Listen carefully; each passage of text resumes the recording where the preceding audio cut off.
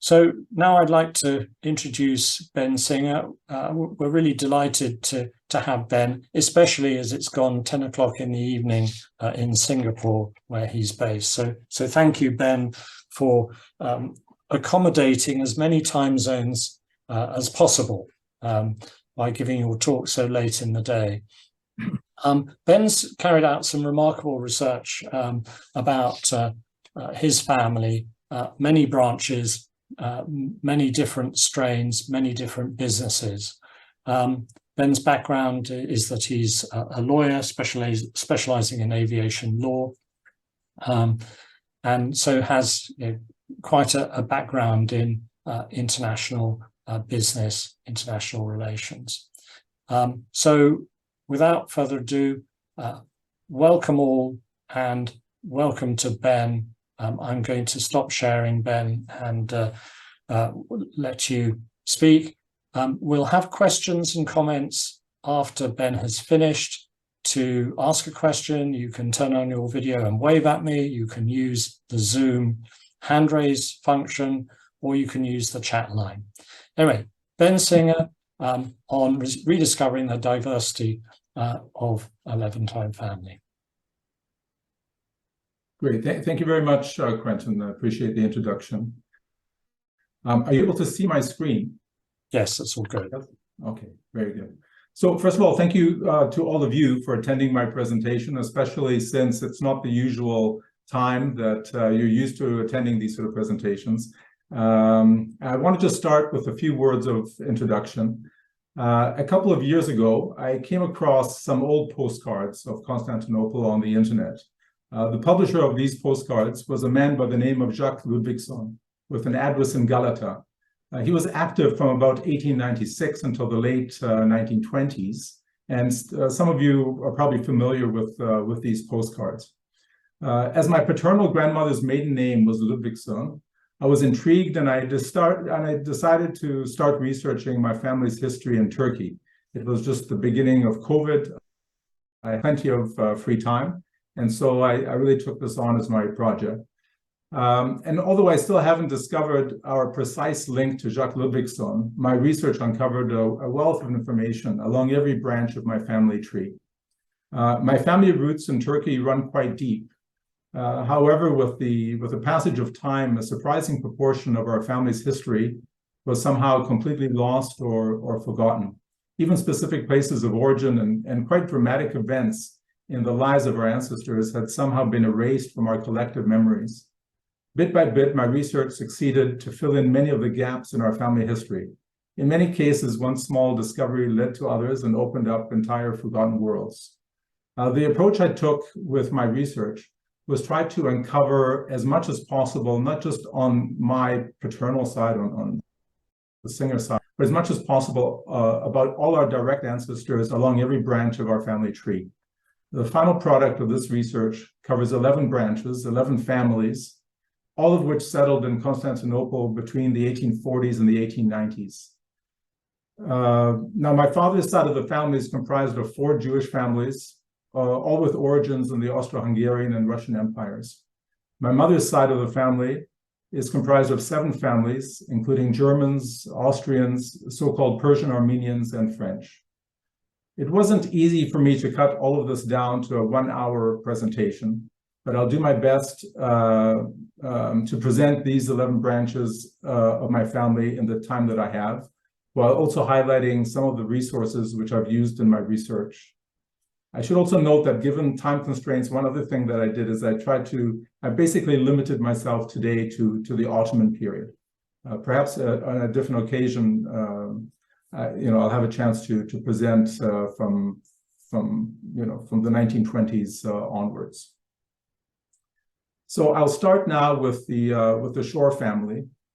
My great-great-grandfather was Leon Shore. He was born in 1838, most likely in that part of the Austro-Hungarian Empire that would eventually become Romania. His father, Nachman Shore, was a rabbi. And according to several advertisements published in the Annuaire Orientale, Leon's business, La Maison Léon Shore, was founded in 1856. Now, Leon would have been only 18 years old at the time, So while this would suggest that Leon was already living in Constantinople at the time, we don't really know whether he came on his own or with his parents. This is Anna Shore. She was my great-great-grandmother and Leon Shore's wife. Her maiden name was Halpern. She was born in 1857, also in the same, roughly in the same area where Leon came from, although we don't know exactly from which part of Austro-Hungary they came from. Anna married Leon Shore in Constantinople in 1874, and together they had 5 children, including my great-grandmother, who was Malvina, who became Malvina Singer. This is a photo of the Shore and Singer families taken in Constantinople in 1903. Anna and Leon Shore are seated in the middle, and the 5 Shore siblings, the 2 sons and 3 daughters, are standing in the back, including my grandmother Malvina, and my great-grandfather Marco Singer is seated next to Leon on the extreme right. My grandfather Max Singer is the little boy in the exact middle of the just above his older brother. Here's another photo of Leon and Anna Shore with their grandchildren. This one was taken a few years later in about 1908. Again, my grandfather Max is the little boy, now a little bit bigger, in the middle of the photo. The earliest business established by Leon Shore appears to have been a clothing shop, which in the 1880s was located on the Grand Rue de Pera. Leon's shop specialized in clothing for women, children, and infants. And this full-page advertisement in French, Armenian, and Greek was published in the 1885 edition of the Annuaire Orientale. As you'll see, the roughly 29 volumes of the Annuaire Orientale have proven to be a treasure trove for information connected to my family. I've also made good use of the fire insurance maps which were drawn up for Constantinople in the early 20th century, those by Charles Gode and Charles Pervetich. The location, in this case, of Leon's shop is circled in red. The famous photography studio of Sebat et Joyer was located at number 439, just a few buildings down from Leon's shop at the time. By 1888, Leon had started another business. This time as the first producer of soda water in the Ottoman Empire. It was a very successful business. This full-page advertisement on the left was placed in the Annuaire Orientale in 1891 and highlighted lemonade-flavored soda water, as well as the fact that Leon's soda water was supplied to the Pera Palace Hotel, the Summer Palace Hotel, and numerous hospitals. The soda water was sold in bottles embossed with the words Leon Shore, Constantinople, in both Latin letters and Ottoman Turkish script, accompanied by a prancing lion. These old bottles, sometimes complete with their original porcelain lids, are still occasionally dredged from the Bosporus and sold to collectors at specialist auctions in Istanbul. And here are a few examples which I managed to come across on the internet. This is a photo of the 3 Shore sisters taken in 1893 at Sebat et Joyer photo studios. My grandmother Malvina is on the right, and she was 18 years old when this photo was taken in 1893. I've also used the Charles maps to pinpoint my family's residential addresses during the late 19th and early 20th century. I won't show it for each of the families, but I have put them together if anyone is interested. But this is just an example with the various colored circles pinpointing the addresses of the Singer and Shore families during this time. They lived in the late 19th, early 20th century. They lived on Büyük Hendek, which at the time by the way, this is a street that runs from the Galata Tower. You know, it plays a central part in the history of our family. As was the case for nearby Rue Felek, which is now Felek Sokak, this street was the center of Ashkenazi Jewish life in Constantinople, and it was where many of our ancestors lived in the late 19th and early 20th century. By the way, the purple on this map, the purple circle and ellipse, that used to be a Jewish school where one of my great-grandmothers went to school, but now is the Neve Shalom synagogue. So for those of you who know Istanbul, you have a sense of this street. It's quite a well-known street. Here are a couple nice photos of the two blocks of Büyükhendek at the turn of the 20th century.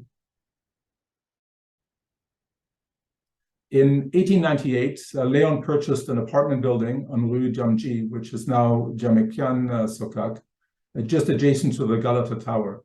Under Leon's ownership, the building was renamed Maison Shor. The building is still referred to as the Shor Apartmane by the municipality of Istanbul in its registry of historical buildings. The Shor family lived here from 1898 to about 1913. I circled the apartment building on the 1904 map on the left. I've even managed to find this floor plan of the Shor building in a book on early Galata apartments by Ayşe Derin, which is I thought it was quite an amazing find to actually see the way the floor plan looked during those early days. The Shor building today is, as you can see, right next to the Galata Tower. I've circled it in red on this recent photo. I just want to say a few words about one of Leon and Anna's sons, Norbert Shor. Norbert was born in Constantinople in 1884. By 1909, Norbert was working at his father's soda water company. He was running one of the locations, one part of the factory. By 1921, Norbert partnered with Bahram Gesaryan in several retail businesses in Istanbul. The most prominent of these was the Bazaar du Levant, which was located on Istiklal Caddesi near the Tunnel Passage, if you can sort of picture that area. In 1926, Norbert took a different direction, and together with his business partners, both of the Gesaryan brothers, Norbert established Shor and Gesaryan. This company became the Turkish representatives of the British gramophone and phonograph company, His Master's Voice, under the name Sahibinin Sesi, which means His Master's Voice in Turkish. At the bottom of this page, you see an old advertisement from 1927 for this company. Okay, now I'm going to move on to the Singer family. This is Marco Singer, my great-grandfather. He was born in the Austro-Hungarian Empire in 1868. To the best of our family's knowledge, Marco was born in a small town or village situated somewhere on the border with Poland, but that's as close as we can pinpoint it. Marco left Austro-Hungary in the late 1880s. He first made his way to Mexico, where he was in some way connected to the construction of the railway as a skilled metal worker. For reasons unknown, Marco left Mexico after a year or two and ended up settling in Constantinople.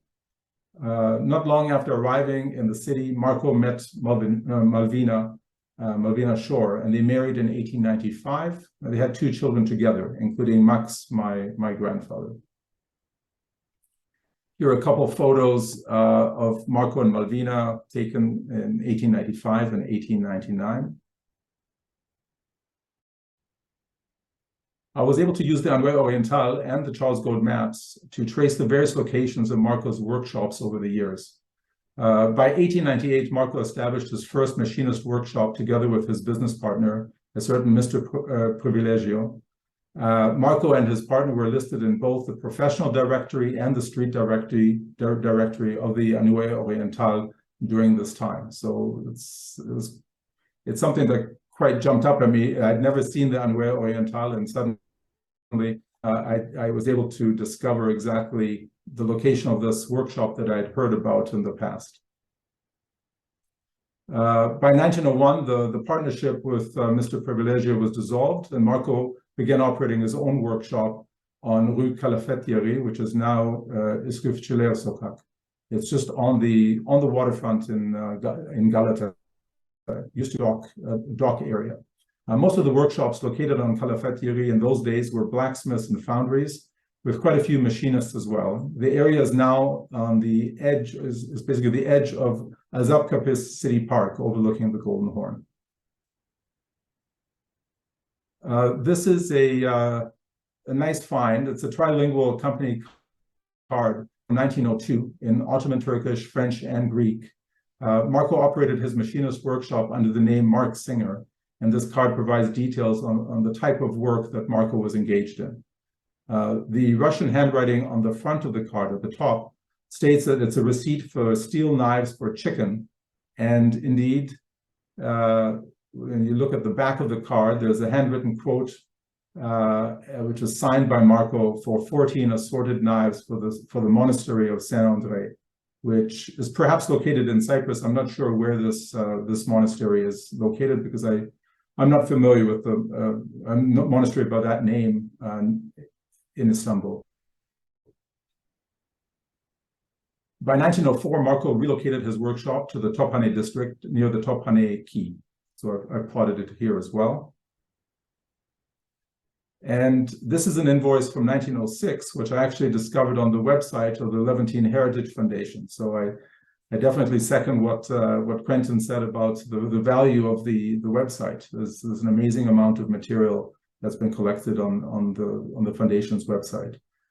This invoice was signed again by my great-grandfather Marco, and was made out to the same monastery. It covers the production of various very specialized metal implements. By 1909, Marco moved his workshop back to Rue Calafat-Yeri, this time further west along the Golden Horn, and this is where the workshop remained at least until 1916. Now, the docklands along the Golden Horn, where Marco's workshops were once located, as I mentioned, have now been transformed into a city park. While most of the simple structures that used to line this narrow street disappeared long ago, a few crumbling old buildings still stand along the northern side of Üsküpçeler Sokak, close to the old fountain. I'll just move on now. I'm just a bit worried about the time. A final interesting item connected to the Singer family. This is a postcard from Armando, Marco and Malvina's eldest son. He was drafted into the Austro-Hungarian army during World War I, even though he was, of course, born in Constantinople, but the family had Austro-Hungarian nationality. He sent this postcard photo of himself in uniform to his father, Marco. It was sent from Weiskirchen in southeast Australia when Armando was 5 weeks short of his 18th birthday. It reads as follows: Dear parents, warm greetings and kisses from your son Armando. Received a box of cigarettes today. Thank you very much for that, but please don't send any more. Regards to Max, grandmother, etc. So it's an interesting postcard. I'll now move on to the Ludvigson family. Jonas and Teresa Ludvigson were my great-great-grandparents. Jonas was born in 1845, somewhere in Lithuania. He arrived in Constantinople at a very young age, when he was less than 10 years old. And he came together with his parents, Moshe Halevi Ludvigson and Goldie Ludvigson. His wife, Teresa Ludvigson, was born in 1848, either in Lithuania or Hungary. We do not know when and under what circumstances she came to Constantinople, but they were married in Constantinople, Teresa and Jonas, and they had 4 children together. Now, I discovered the images of both their gravestones. My family wasn't aware of these particular gravestones because they're in a different cemetery than most of the rest of my family. These are in a digitized database of Jewish cemeteries in Turkey. It's a project of Tel Aviv University, and they have countless thousands of gravestones, headstones in this database.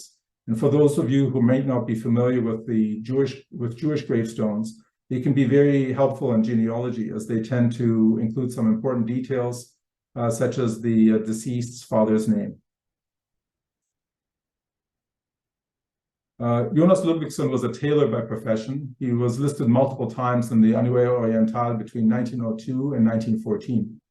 By 1913, his son Isaac joined his father's business, and the name of the shop was changed to Jonas Ludwigson et Fils. You can see here I've marked the location of the shop. It changed a couple times, but I marked the locations on the map. This is the son, my great-grandfather, Isaac. He was born in Constantinople in 1875. Like his father, for most of his working life, he worked as a tailor. However, as an Ottoman citizen, in the case of this family, he was eventually conscripted into the Ottoman army when he was in his 40s. Isaac was a soldier in the Italo-Turkish War of 1911-1912. He ended up in Libya, and he was a supply sergeant and a translator from German to Turkish during World War I. This is Dora Ludwigson, Isaac's wife and my great-grandmother. She was born in 1885 in or near the city of Kiev. She was the eldest of Benzion and Sarah Slimovitz's 9 children. She was about 4 or 5 years old when the family arrived in Constantinople in about 1890. Dora married Isaac most likely in 1901 at the age of 16 or 17, and together they had 8 children, including my grandmother Batya. Isaac and Dora took in tenants to make extra money, and this portrait of Dora that's on this page was painted by one of those tenants, a certain Russian gentleman, in 1915. Next, I'll move to the Shlimovitz family. I had almost no information about the Shlimovitz family when I first started my research, so this was a particularly gratifying part of my research. This gentleman here is Benzion Shlimovitz, my great-great-grandfather. He was born in about 1860, most likely in Kiev or one of the neighboring towns or villages. As Benzion was an only son, his parents purchased Ottoman citizenship for him so that he could avoid conscription into the Tsar's army. And this likely happened in the 1870s, that he became an Ottoman citizen. Benzion married his wife Sarah in about 1884, and 2 years later, when their eldest daughter Dora was 1 year old, an edict of expulsion was enforced on the historic Jewish population of Kiev, and they ended up moving somehow south, closer towards Odessa. Several years later, in 1889 or 1890, Tsar Alexander III expelled all Ottoman citizens living in the Russian Empire, and the Shlimovitz family fled to Constantinople. Benzion and Sarah arrived in Constantinople together with their 3 eldest children, Dora, Salomon, and Rebecca. Benzion made several pilgrimages to Jerusalem during his lifetime, and when he was already quite old and in failing health, Benzion made a final trip to Jerusalem with the expectation that he would be buried on the Mount of Olives. This photo of Benzion on this page was taken in Tel Aviv in 1929, when he was about 70 years old on this final trip of his. His portrait was made into a New Year's card for the Jewish year 5690. This card was this card with Benzion's photo was for many decades in the possession of one of Benzion's granddaughters, Lily Barokas, who still lives in Istanbul. During my research, I managed to find Lily. We had been separated, I think, for at least 2 generations. And she sent me this photo, as well as a photo of Sarah Shlimovitz, Benzion's wife. No one on my side of the family had seen a photo of either Benzion or Sarah in at least 90 years, so this was a very special experience. This is Sarah Shlimovitz, my great-grandmother. She was born in about 1865, also in the Kiev area. Together, Sarah and Benzion had 9 children. The 6 youngest were all born in Constantinople. And this photo of Sarah was taken in about 1900, when she was about 35 years old. And it also came to us from my long-lost cousin, Lily. This is a family photo of Benzion and Sarah Shlimovitz and their 7 eldest children, taken in Constantinople in 1900. My great-grandmother Dora is standing in the middle in the dark dress. She's about age 15. During the course of my research, I was very fortunate to have found yet another one of Benzion and Sarah's grandchildren, Giselle, who kindly provided me with this photo. very special look back into our family's history. Oriental for 1912 lists Pension's profession as a collecteur de promesses à l'eau. This most likely involved collecting pledges for Jewish religious and charitable institutions in Constantinople. The Commando apartment building on Rue Felek, where the Shlimovitz family lived in the early 20th century, was located about 100 meters from the nearest synagogue, the Schneider Temple, which is, I have some photos of it here on the right-hand side. The synagogue has now closed its doors, and it functions as the Schneider Temple Sanatmek, as the art center. I also managed to find a very interesting article or announcement that was written by Benzion Shlimovitz. It was published in L'Aurore in 1915. The announcement concerns the sale of matzah prepared for Passover under the supervision of the Grand Rabbinate. L'Aurore was the main Jewish newspaper of the Ottoman Empire at the time. The announcement explains that major efforts were undertaken in order to source high-quality flour, given that the usual imports from Marseille and Galatz had become impossible, presumably due to the outbreak of World War I. For the first 2 decades of the 20th century, the Shlimovitz and Ludwigson families lived in 2 buildings, both of them just off Yüksek Kaldırım Sokak. For most of those years, they lived in the Commando building on Felek Sokak. So I've plotted it out here. And here I've circled the Commando apartment buildings on this map, the two red circles. There are 2 buildings both owned by the Commando family, and both of them are within just a few meters of the Schneider Temple synagogue, which is circled here in blue.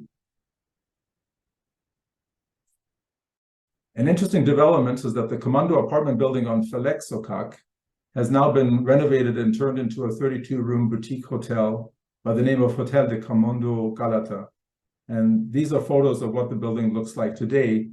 But for us, for our family, it helps, I think, imagine, without the plush beds and carpeting, but imagine a little bit of the lives of our ancestors 100 years ago.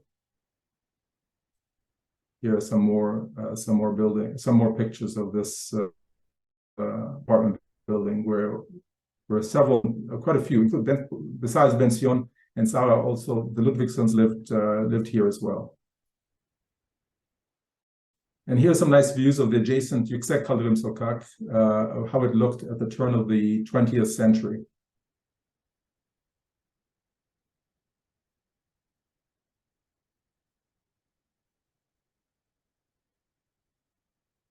I'll now move to 3 interconnected German families, the Koch, Minneker, and Wienhold families, all on my mother's side. This is a photo of my great-great-grandparents, Georg Heinrich and Regine Koch, taken in Constantinople in 1865. Georg Heinrich Koch, born in 1829 in Schotten, which is a small town in the state of Hessen. He emigrated to Constantinople in 1852 at the age of 23. Regine Minneker was born in 1829 in Höchst am Main, a town just west of Frankfurt. She made the same journey to Constantinople in October of 1858 at the age of 28. Georg Heinrich and Regine married in Constantinople on the 9th of June, 1861, and they had 2 sons, including Ludwig Georg Koch, who was my great-grandfather. This document, dated 1848, is an apprenticeship certificate, a Lehrbrief, and professional recommendation, which was issued to Georg Heinrich Koch upon the successful completion of his 3-year apprenticeship in gardening at the age of 19. And this passport was issued to Georg Heinrich by the Duchy of the Grand Duchy of Hessen. The passport was issued in Darmstadt in 1852 and declares that Georg Heinrich's profession as a gardener.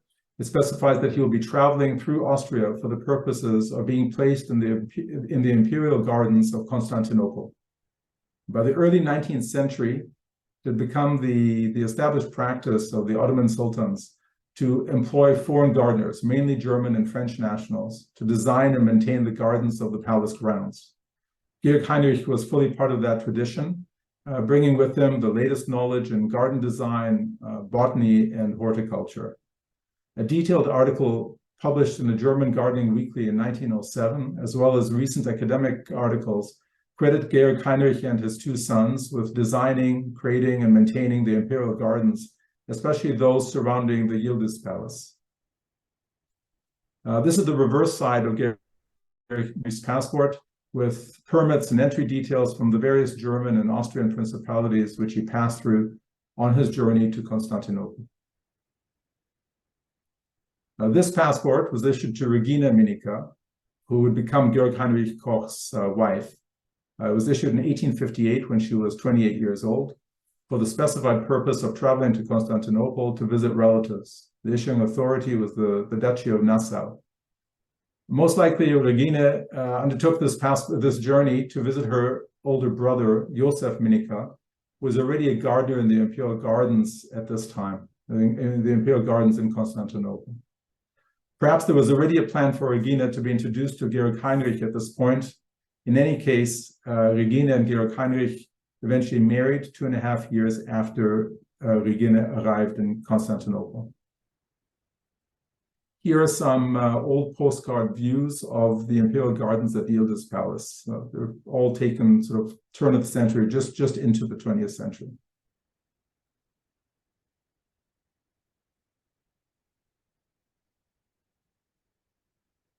At some point, Georg Heinrich started his own commercial nursery and garden center under the name G.H. Koch, G.H. Koch, in Ortaköy. His two sons, Ludwig Georg and Heinrich, eventually ended up running the family business. Georg Heinrich appeared regularly in the Annuaire Orientale between 1892 and 1912. Full-page advertisements, such as the one reproduced on the left, were also placed in the Annuaire Orientale in 1892 and 1900. The advertisements reveal that Georg Heinrich was awarded the Sultan's Royal Medal of Merit, that he was the honorary head gardener of His Imperial Majesty the Sultan, and a purveyor to court. The advertisements claim that Georg Heinrich's gardening and nursery business was the largest such establishment in the entire Ottoman Empire at the time. This is an updated advertisement from 1900. It reveals that the Koch family business eventually expanded beyond Ortaköy to include a nursery in Cendere at the headwaters of the Golden Horn. In the early years of the 20th century, the Koch nurseries fed a growing obsession among the upper classes of Constantinople for cultivating plants inside the most technically advanced greenhouses and palm houses. This gentleman is my great-grandfather, Ludwig Georg Koch, one of Georg Heinrich and Regina Koch's two sons. He was born in Constantinople in 1866, and he worked together with his father and brother in running the family business, especially the nurseries in Cendere. The Ottoman deed that's on this page, dated 1894, transferred a parcel of land in Cendere that would become the Koch nurseries, to Ludwig Georg Koch. This is my great-grandmother, Elise Koch. She was born in Constantinople, and she went on to marry Ludwig Georg Koch. She came also from an established German gardening family. She was the daughter of August Wienhold and Therese Wienhold. Elise's father, August, was born in Travemünde, a town on the Baltic Sea near Lübeck. Sometime in the mid to late 1860s, August he left Travemünde for Constantinople in order to work in the Sultan's imperial gardens. According to the Annuaire Orientale, he was at first deputy gardener at the imperial palace until about 1890. And then from 1890 until at least 1909, August was a gardener at the greenhouses of the imperial palace, also at Yildiz. This is a photo from 1910 of Georg Heinrich Koch and his two sons. This photo, it's a bit difficult to understand exactly where it's taken, but it might be taken somewhere on the Yildiz Palace grounds. And this is a photo of Georg Heinrich and Regine taken in 1911 when they were celebrating their wedding anniversary, their 50th anniversary. It's actually taken in their private garden in Ortaköy. In the photo, you can see Georg Heinrich wearing the Royal Medal of Merit, which was bestowed on those who rendered special services in the arts and sciences. Thanks to the Jacques Pervetich insurance maps of 1927, I was able to find the exact location of the Koch Gardens in the northwest corner of Ortaköy. These maps name the area as the Great Horticultural Garden of Mr. Koch. In all likelihood, the Koch family no longer owned the garden by the time these maps were drawn up. However, for many years, this area retained its connection to Georg Heinrich Koch. This is a close-up of the same 1927 map. Okay. Next is the Wittmann family.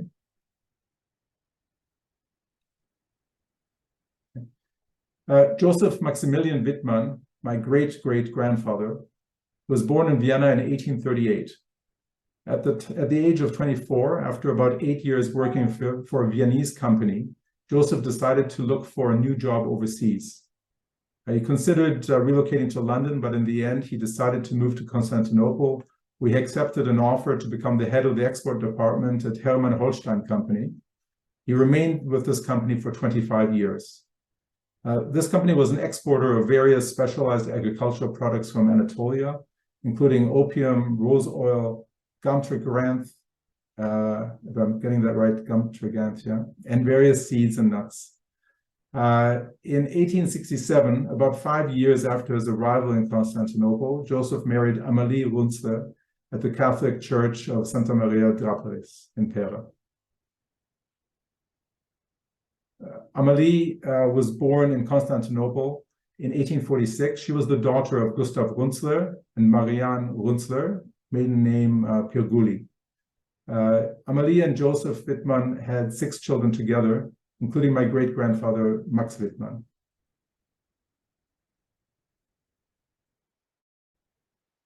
This is a letter which I discovered recently. It's written and signed by Joseph Wittmann, dated December 1875. It concerns the different types of seeds to a company in Strasbourg. And I actually managed to buy it from a French stamp dealer that by coincidence was, I suppose for the value of the stamp, was selling this letter. This is another letter that I found recently. It was sent to the Hermann Holstein Company in 1877 by a French customer confirming an order for 50 kilos of opium and 50 kilos of this gum tragacanth. In 1887, after 25 years of employment with the Hermann Holstein Company in Constantinople, he left the company in order to start his own business under the name Joseph Wittmann. Joseph was first listed in the 1888 edition of the Annuaire Orientale as a businessman involved in many different fields: banker and trader, exports, imports, commissions, representations, collections, and recoveries. The products traded by Joseph's company included rubber, opium, poppy seeds, hemp, and various other pharmaceutical and naturopathic ingredients. Joseph's company received these goods from producers in Anatolia and exported them to manufacturers in Germany, Austria, France, the Netherlands, and other parts of Europe. Here's the location of Wittmann and Company during those years. The company's offices and warehouses were located in Gibraltar Han, just a few hundred meters north of the Grand Bazaar. This is Max Wittmann, my great-grandfather. He was born in 1874 in Bebek, just on the Bosporus. He was the eldest son of Amalie Wittmann. He joined his father's company in 1891, and just 3 years later, when his father suddenly passed away, Max, who was just 19 years old at the time, took over the reins of the company. This announcement, published in the Wiener Zeitung in 1894, advised that following the death of Joseph Wittmann, Wittmann and Company was recognized as the successor company to Joseph Wittmann, and the company was registered under that new name with the Royal and Imperial Austro-Hungarian Consulate in Constantinople. It's something, actually, I think for most of my family's businesses, or quite a few of them, including the Shore family, they kept this connection to Austria, to Vienna, and their businesses were always registered with the consulate in Constantinople. From the 1890s onwards, Wittmann and Company developed a support business focusing on pharmaceuticals and a wide range of chemical products. Wittmann and Company forged a particularly close relationship with the Bayer Company, introducing aspirin, anti-malarial drugs, and other medications to the Ottoman and Turkish markets. This is Tilly Wittmann, Mathilde Wittmann, my great-grandmother. She was born in Constantinople in 1877.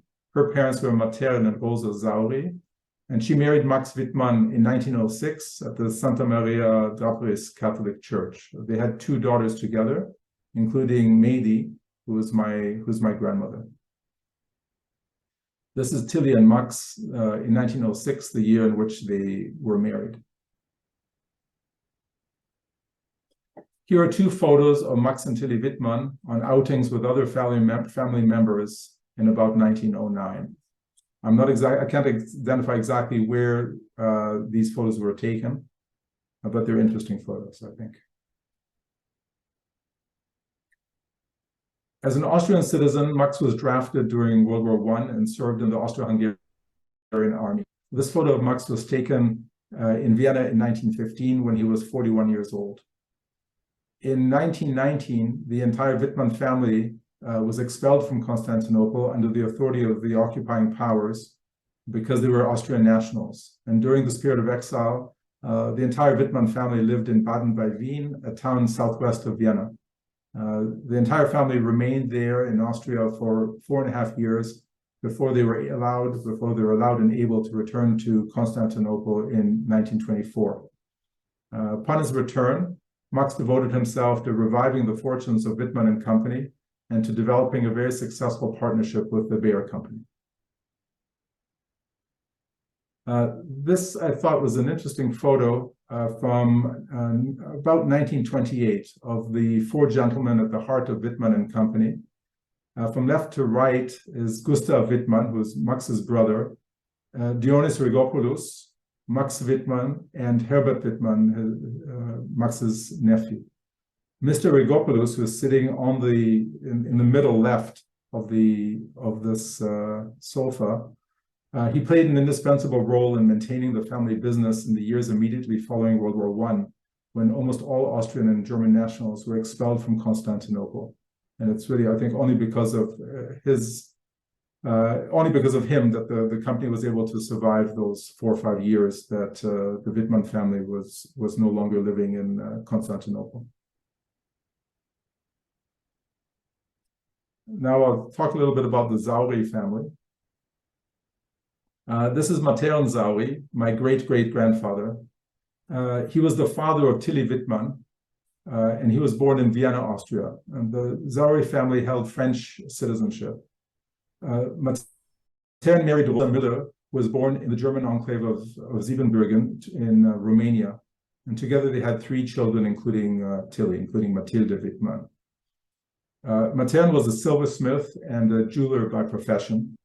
In about 1870, he established the M. Sauri and Company shop, a very well-known jewelry store located on the Gongul de Pera.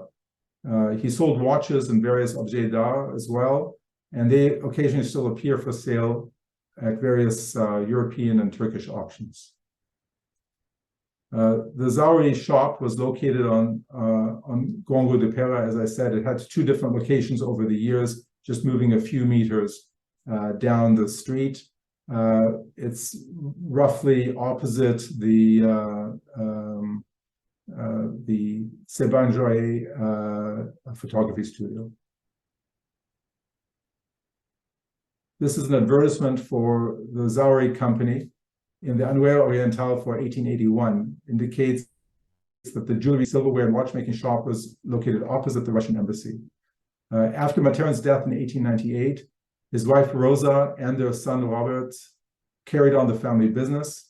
And the last listing for the company was in the book in 1944-45. So this business was pretty much in the same place on Pera and Istiklal Caddesi as it became for something like nearly 80 years. This is a nice postcard that shows that block of Pera.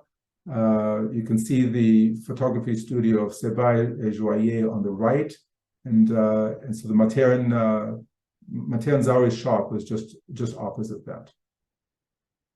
This is another view of the street here from the early 1900s. At some point in the 19th century, M. Zauri and Company received a royal warrant of appointment from the Ottoman court. As holders of the imperial warrant, they were permitted then to display the Sultan's tugra on the letterhead, like on this invoice, or it's an estimate or purchase estimate dated 1897. These objects, all originally sold by M. Zauri and Company and carrying the company's name, were sold at various auctions in Turkey and Europe between 2006 and 2018. And I actually succeeded in recently purchasing this carriage clock that was made in France for M. Zauri and Company in the late 1890s. The clock face carries the inscription M. Zauri and Company, Constantinople. Finally, an interesting photo of the Zauri family from about 1910.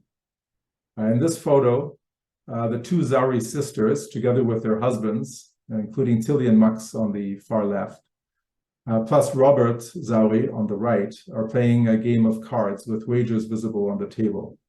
About 4 years after this photo was taken, Max, Albert, and Robert were all drafted to be soldiers in World War I into the Austrian, German, and French armies respectively, even though they're all the same family. Robert Zauri died during the first year of the war. His name is recorded on the memorial at the Ferriqueux Cemetery for France's fallen soldiers in World War I. Now, the Wunzler family. My great-great-great-grandfather, Gustav Wunzler, the father of Amelie Wittmann, who married Max Wittmann, was born in about 1805, most likely in the Bavarian town of Ortenburg. Gustav's father, Georg Philipp, served as pastor and royal Bavarian school inspector for the town from about 1790 to 1807. He was then transferred eventually to the town of Fessenheim. In 1836, when he was about 30 years old, Gustav left Bavaria for Greece as part of the Royal Bavarian Auxiliary Corps. This was a military force formed in 1832 to accompany the Bavarian Prince Otto to the newly independent Kingdom of Greece after Otto was chosen as Greece's first king. Gustav held a primarily administrative position in the bureaucracy of the Bavarian military. In June 1836, Gustav received the rank of actuary second class, and in January of the following year, he was promoted to actuary first class. On the left-hand side here is the official announcement that I found of Gustav's promotion in 1837.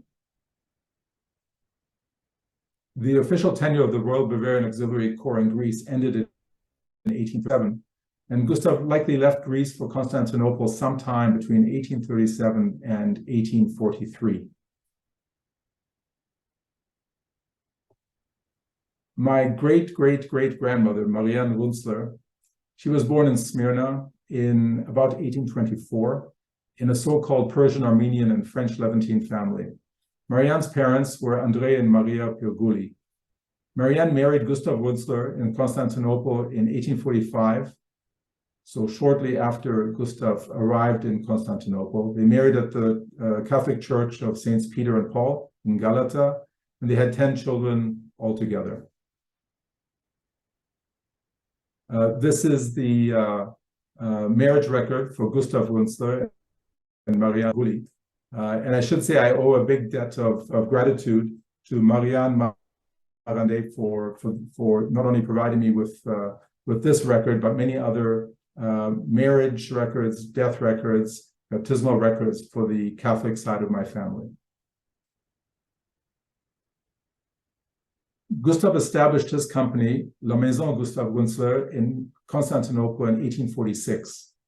An early commercial guide for Constantinople, published in 1868-69, lists Gustav as a trader. And by the time this early directory was published, La Maison Gustav Wunzler was already doing business in Constantinople for about 22 years. The address given by the directory, Rucina, which is Kachina Sokak, today very, very short street in Galata. In 1850, Gustav was one of 6 prominent members of the German community in Constantinople who organized a fundraising campaign in support of their compatriots in Schleswig-Holstein during the war between Denmark and Germany. Official announcements of the funds raised were published in several Bavarian newspapers. There are also other charitable contributions, records of other charitable contributions made by Gustav Wunzler over the years. One of the benefactors and founders, he was one of the benefactors and founders of an Austrian school established in Constantinople in 1850. He became one of 4 members of the school board. Gustav also made a donation of 400 piasters for soldiers of the Austrian Empire wounded in the Franco-Austrian War of 1859. And these donations were regularly recorded in the Wiener Zeitung in Vienna. In this case, this one in 1859, set out on the left. It was not always easy to navigate the external political forces which played out between the Ottoman Empire and the major European powers. The foreign residents of Constantinople were often caught up in the middle. This statement, published in the Regensburger Zeitung in 1853, was signed by Gustav Wunzler and more than 70 heads of the leading German trading houses based in Constantinople.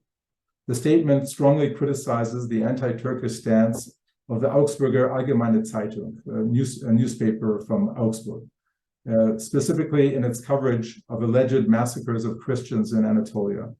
And I think it reflects the vulnerable position of the local German community when the German press published articles that were highly critical of the Ottoman Empire. Although Gustav was Bavarian, in 1866, he placed himself under the protection of the Austrian Empire. At the time, Bavaria was an ally of Austria against Prussia. And from that year onwards, the Wunzler family business was consistently presented as an Austrian company and listed as such in successive editions of the Annuaire Orientale. The newspaper article on the right, published in the Passauer Zeitung in 1851, is also quite interesting. It sets out several business opportunities for the export of alcoholic beverages to Constantinople. And it mentions that the wholesaler Wunzler is doing his utmost to promote Austrian wines in Constantinople. Gustav was one of the leaders of the German Benevolent Association in Constantinople. The most important project of this association was to establish and maintain the German hospital. The hospital was established in about 1846. At the time of his death in the Great Fire of Pera in 1870, Gustav was the president of the German Benevolent Association, which established and funded the German hospital. Barely a year before the fire, after operating out of a series of inadequate facilities, Gustav and his association had managed to secure a proper facility for the hospital on Rue Hamalbashi Jadesi, opposite to the British embassy, now the British consulate, just off the Grand Rue de Pera. It was built of stone with heavy iron doors and window shutters that had previously withstood 4 large fires. However, the fire of 1870 overwhelmed this building and the hospital. Gustav died while rescuing patients from the hospital as the fire consumed the building. By most accounts, 13 patients and 4 sisters of charity perished in the hospital, in addition to the 3 rescuers, Gustav Wunzler, Michel Seefelder, and Antonio Krebs. Here are some engravings from the time showing the tragic fire that swept through the Pera district.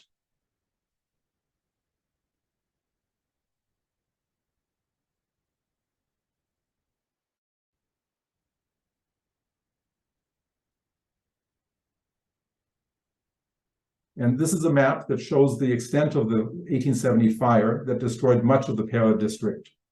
The black part of the map shows the area of total destruction, pretty much. And the German hospital on Rue Hamalbashi is indicated by the letter Q, which is circled in red.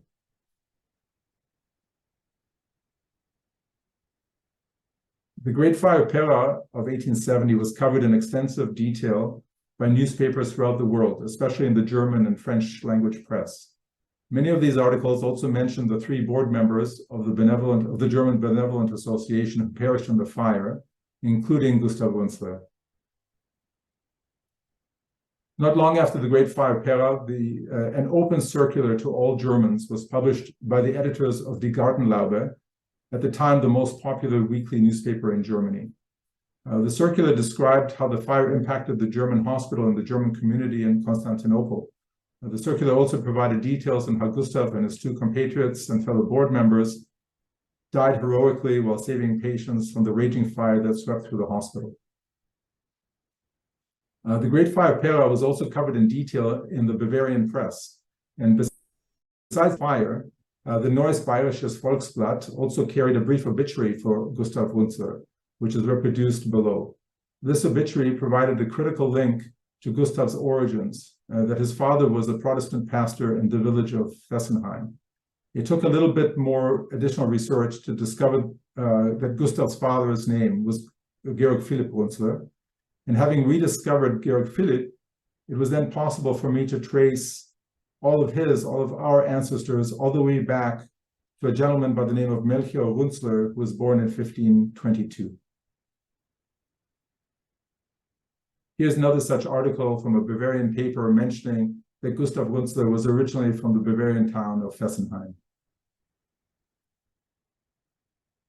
Just a few words about Gustav Wunzler's eldest son, Theodor. He was born in Constantinople in 1847. He became a very successful and highly respected businessman. In 1899, Theodor received the Ritterkreuz and Knighthood of Austria, Franz Joseph I. That's the document here on the left, is the official record. At the time, Theodor was serving as president of the Austro-Hungarian Chamber of Commerce in Constantinople. As Gustav and Marianne's eldest son, Theodor Wunzler took helm of the family business after Gustav's death in 1870. The 3 younger Wunzler sons eventually joined the company once they were older. In honor of their father, they did not change the name of the company, which continued to be known as the Gustav Wunzler Company, and had its business, its offices, and its warehouse on Küçük Boyalıhan.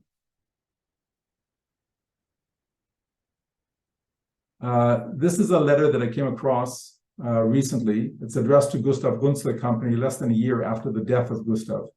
It's from a customer in Marseille who writes in German and raises concerns regarding the packaging of a previous shipment, and also interest in some additional products that they wanted to buy from the company.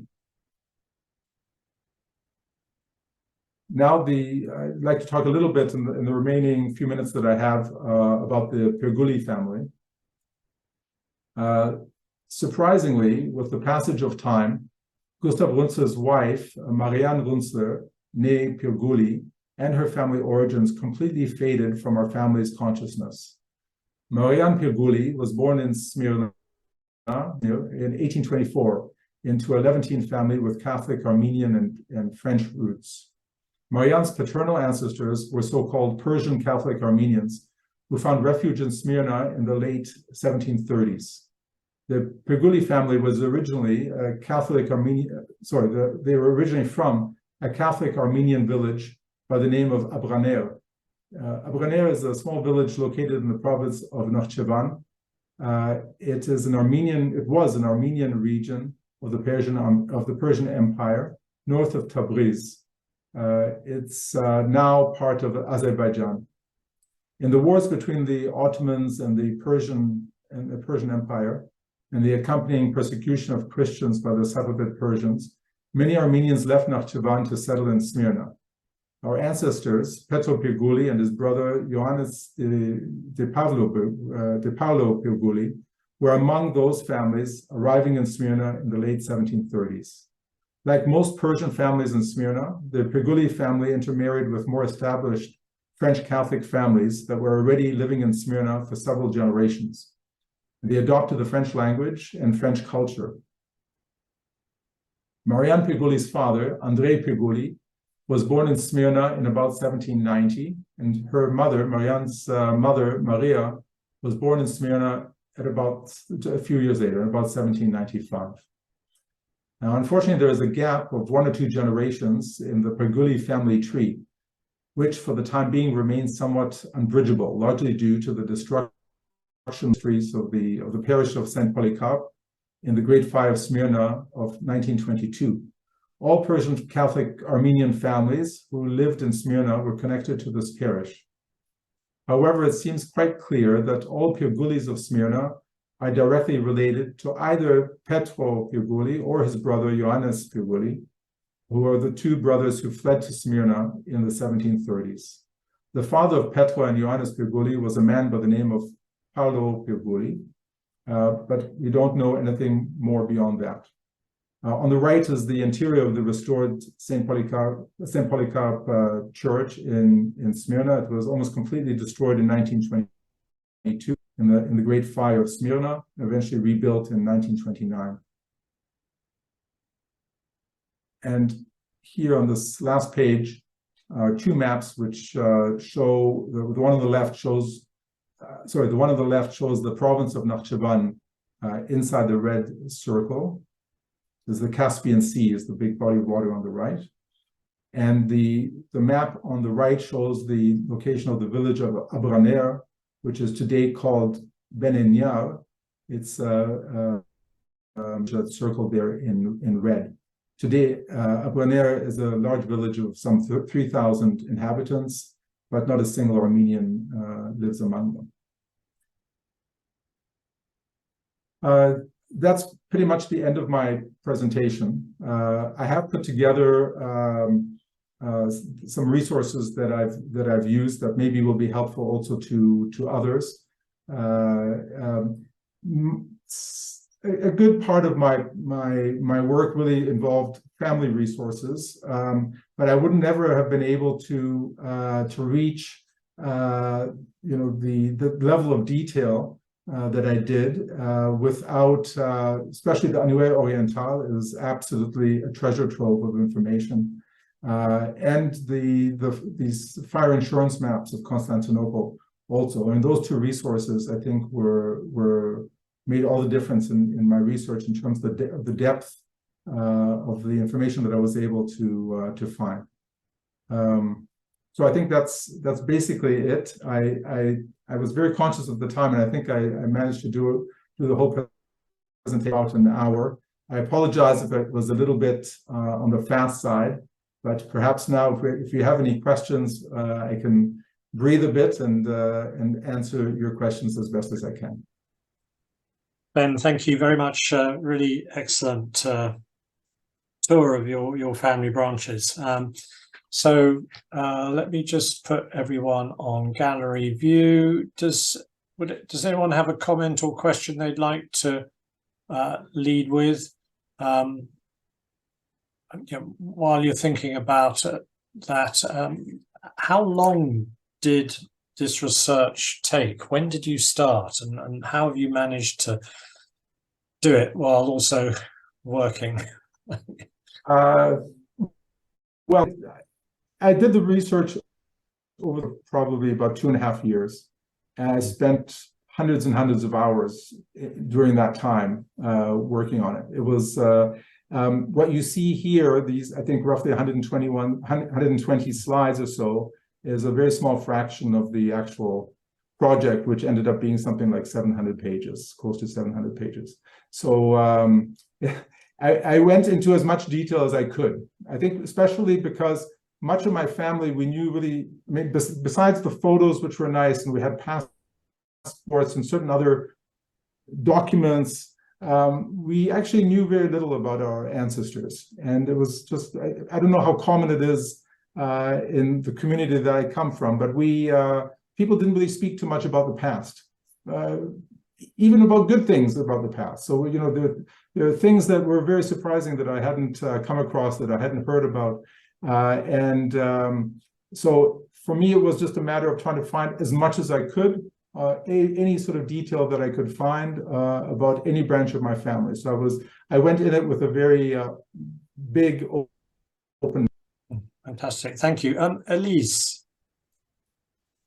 Yes, hi, thank you so much for your most interesting presentation. And I have several questions for you, which I will save mostly for an email. But for now, I was wondering if you could speak to how you accessed and used the fire insurance maps, if you used the online search, or if you also went through and visited the archive, and just like how you know, if you could speak to, I guess, more generally, how do you access historical property records, especially as properties get transferred or sold or confiscated, right? Yeah.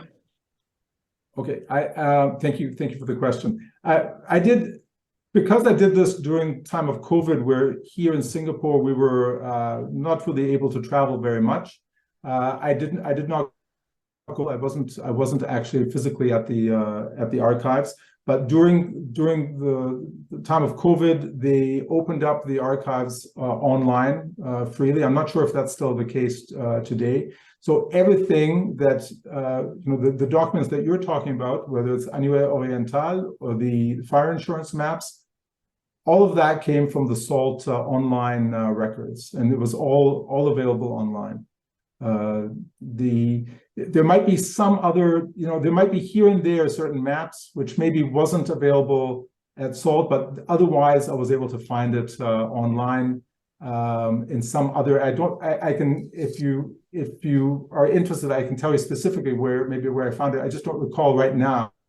I found, no, for that's example, fantastic. The Pervitage maps for Ortaköy, for example. I don't think those were from the SALT online. Yes, I've had the pleasure of visiting SALT and walking down into the safes and spending time with the directories. It's fantastic. I was just online looking at the fire insurance maps, but not through SALT, through someplace else. And so I am going to go back to SALT and see if I can search in that way. And then do you have any recommendation for how to go about finding historical property records more generally? I'm in the process of getting a certificate of inheritance to dig things up, which has been a very complicated, crazy story, as some in this room may know. But I was just wondering if you had any tips for that. And then thirdly, I'm sorry, this is the last question. You had mentioned the digitized Jewish gravestones, and I can't recall. And was that on your resources page? It is on the resources page, yes. Okay, excellent. Thank you so much. But anything you'd be interested, or anyone is interested in, I'm more than happy to share where I found different things or different tools that are out there, or different. I'm more than happy to share that. Going back to the land title, to the deed. That deed, I actually happen to have the original one that we have still as a family. That deed. So that is not a deed that I found anywhere. We just happen to have the original paper copy of the deed. So I'm sorry, I can't help on that. It sounds like it would be a challenging undertaking, pretty much anywhere, to find historical land title records. But yeah, good luck. I hope that. Thank you so much. Yeah.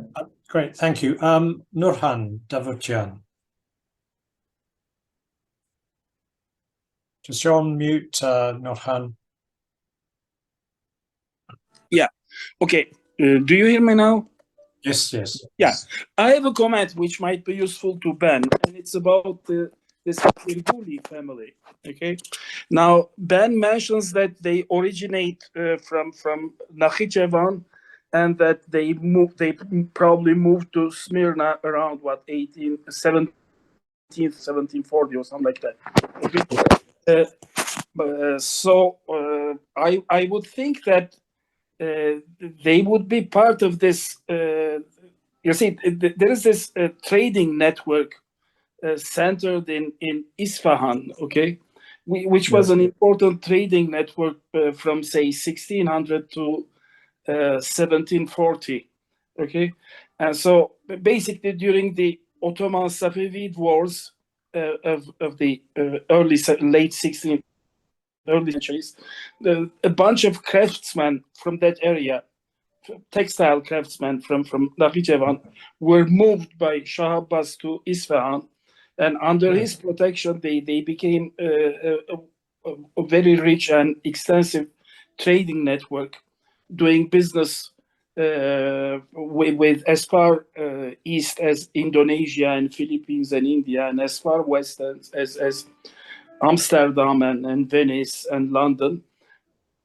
And the trade route crossed the Anatolian trade route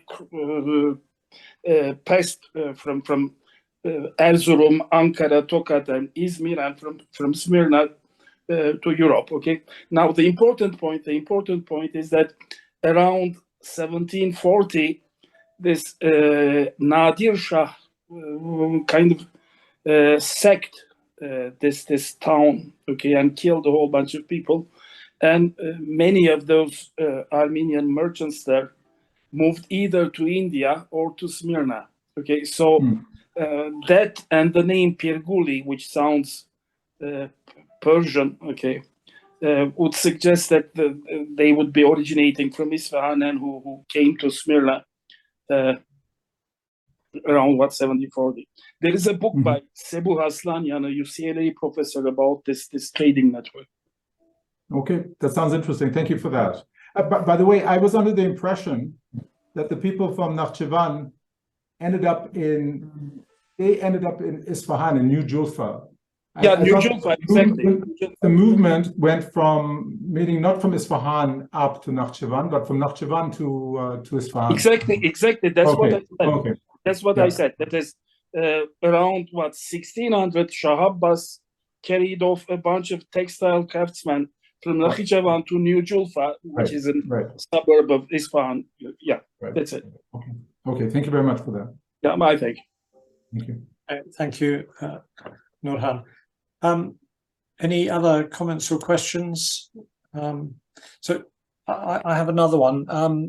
Ben, it's interesting that so many branches of the family gravitated to the Ottoman Empire, and it appears like that. But were there other relatives from those families that went elsewhere, for example, to the United States or elsewhere?